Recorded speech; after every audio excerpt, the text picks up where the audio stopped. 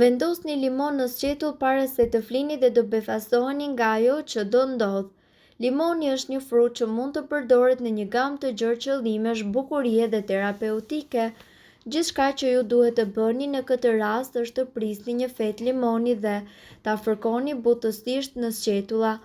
Dy minerale që përmban limoni, magnezi dhe kaliumi kanë veti antibakteriale dhe përveç kësaj, kur aplikohen në sqetull mund të balancojnë në mënyrë efektive nivelin e pH-it të lëkurës.